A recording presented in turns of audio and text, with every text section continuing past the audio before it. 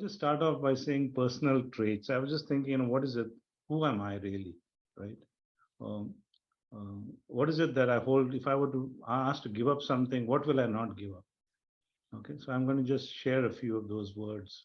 Of course, I think the meanings are self-evident, but so the first and foremost is integrity. Okay, that is, I'm saying what I mean, and I mean what I say, and walk the talk the walk, whatever you want to do, whichever permutation you want thereof, right? And that's something where I feel that I can look in the mirror when I'm having a shave, or if I'm going to sleep, I can rest peacefully, saying that okay, it's not something I was being not I was being disingenuous, or whatever the fancy English word is, right? That I was true to myself. So that's the first one. The second one, which is funny how when you read in childhood books, that kind of still remains in your brain. So I happen to have read long ago this book, How to Win Friends and Influence People, Dale Carnegie. And the one thing that I only remember, and may not be in that book, maybe just my garbled memory, I remember that he says we are all in sales. All of us are in sales.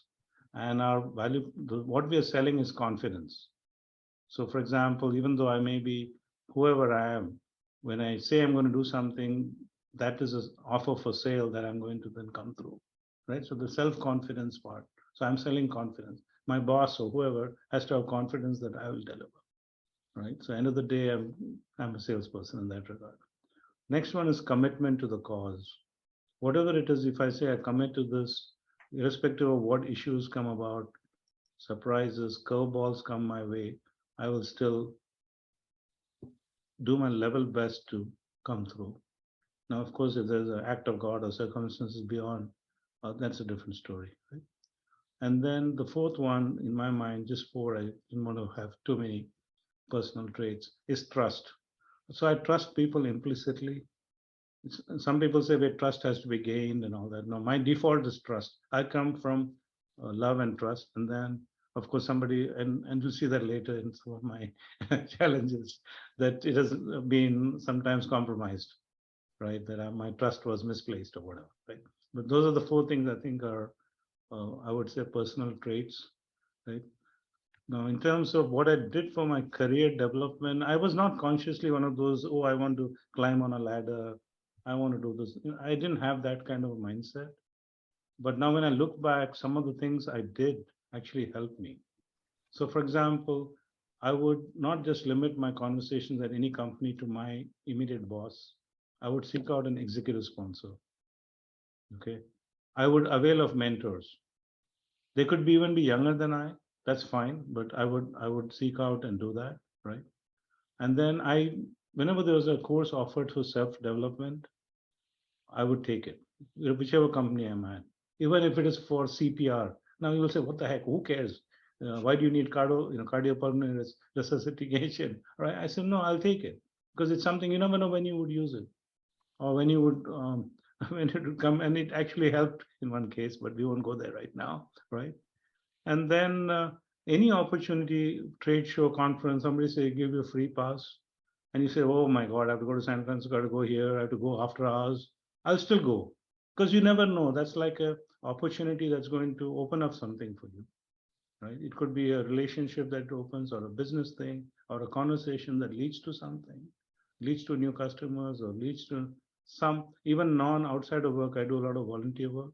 It helps in that thing also. You never know. It helps somebody else get a job because I made this connection with X person or Y person at a job fair, at a trade show, and so on. Right.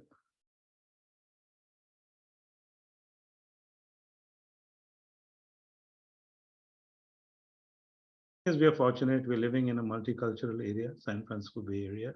Also, the industry I'm in, it demands higher education. I mean, of course, there are stories of CEOs who have dropped out from high school, but majority of them, majority of our workforce is of higher education, several are PhDs and beyond, right? And education is something that is valued in Asia. It's consistent with our Asian values, right? So that has essentially given me a larger exposure, right, of people who are at least nominally educated in terms of academically, right? So if I were to say, how did it contribute positively through to me, I would say some virtues, and I emphasized this before, but I'll just share this again. Integrity, patience. Also, patience is something which has helped me a lot. In our industry, especially, it's very easy to lose one's cool because things surprises is the default of the day. Murphy is an unpaid employee on our staff. Murphy's law guy. He's always showing up. So now, how you react to that situation? Uh, that I think to a large extent our upbringing, cultural upbringing, patience as a virtue is key. And we don't want to be satisfied. Oh, give me I need my promotion tomorrow, or I'm walking out or something. It's not like, that's not how at least I was pre-wired, if you will, due to my Asian heritage, right? And the other thing is a global perspective. And I'll talk more later, but here in this case, it is um, very accepting of people who are different, who are either differently viewpoints or differently abled, or you know I think defaultly liberal, if I may use that word. Of course, that's a dangerous word to use in Texas and other places, but I can use it here in California, right? Now, in terms of how it has impacted, my culture has impacted me negatively career-wise. I will say several things which most people may not say, but I'm being open with you here, right? So I'm less direct in communication. I'm kind of hold back. I don't want to sometimes say it like it is. I don't want to hurt the other person. But I'm a little bit softy, right? And people don't expect. They say, "Hey, leader has to be rough, tough, say it like it is, and blow the top off, and demonstrate huge dissatisfaction." And I'm somehow not, even though I try, I can't do it. It takes a lot to push my buttons. But if it is, I have lost a couple of times, but then I regret it. So it's not, doesn't come naturally to me, but that actually is a problem. Sometimes it is required, right? So I'm somewhat reluctant to share negative feedback. I'm very quick to praise, but when it comes to giving negative or even constructive criticism, I'm kind of very cognizant of, oh, this is going to hurt that person. Am I actually helping or hurting? Is it really needed? Should I do this? So I have that, kind of internal clawback, right? And then, of course, I have the personal tendency, and I also, when I see it in others, the tendency to tone down accomplishments. Like I don't like excessive bragging. If somebody talks big, I kind of walk away from that conversation. And oftentimes, get together something with big, people who are like, let's say, I won't say big, but essentially people who consider themselves successful. You go to some meet like that, right? And then you find people talking like this, and I feel a little bit uneasy there. I want to withdraw from that conversation or change the topic. And these people would love to go on and on about their accomplishment. And personally, also, I think again a cultural thing. I avoid seeking fame and fortune. That's not for me. I'm not just here like just to say, oh, how can I make my money 10 times? Or it has a certain value. Beyond that, this money only has so much to do. I mean, right? It's not essentially a core value, if you will. Being rich or being financially independent, I know in a lot of cultures that is the ultimate. For me, that is not right, and I think I attribute that a lot to mine, and that has also been somewhat detrimental because sometimes they say, "Hey, you're not fighting for me enough." My employees say, "Oh, you should get me more financial rewards," and I say, it's one of those things where this gets in the way of you being a lobbyist for that, right?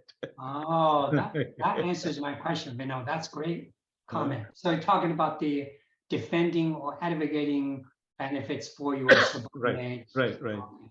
Yeah, because that you kind of say, well, I'm not advocating for myself, and so is it right for me to advocate so much for somebody? You're not seeing the alignment of your values with, and that person may have a genuine need. That's why they want the huge rewards, but somehow sometimes your calibration is off.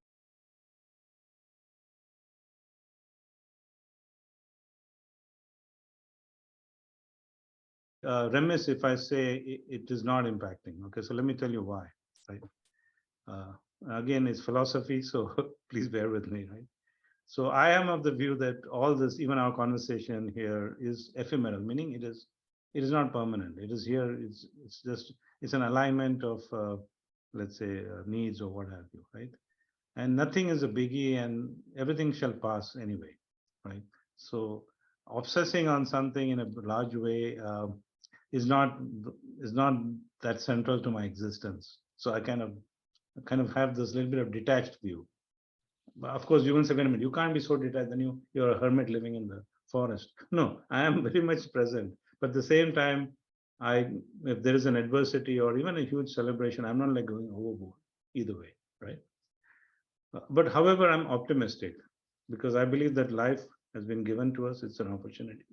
It's not to be gloom and doom. There's a celebration here, and many times we have to seek happiness. Oftentimes we don't recognize it when we get it. We don't even know when we have arrived. We're always seeking the next best thing, the next. There's a perpetual dissatisfaction. Yeah, the insatiable. Yes, that insatiable want. All right, right. And then, so as I said, success is to be enjoyed in moderation, something I cultural root. Then also, failure is going to come at some point, and it's a teacher. It's not to be avoided. It comes, it comes. You take it in stride. Whatever is to be learned is learned, right?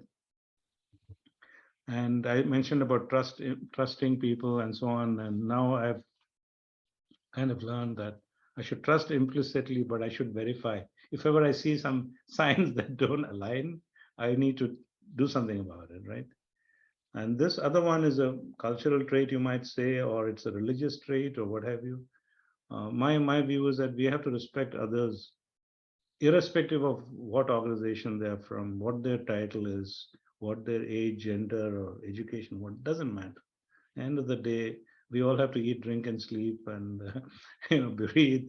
And there's no reason that we should consider ourselves in any way holier or superior or something of that nature. And then, which is also there in many religions, to treat others the way you want to be treated. Right? So those are some of the things I think that has led culturally my beliefs and cultural values have influenced how I interact with people.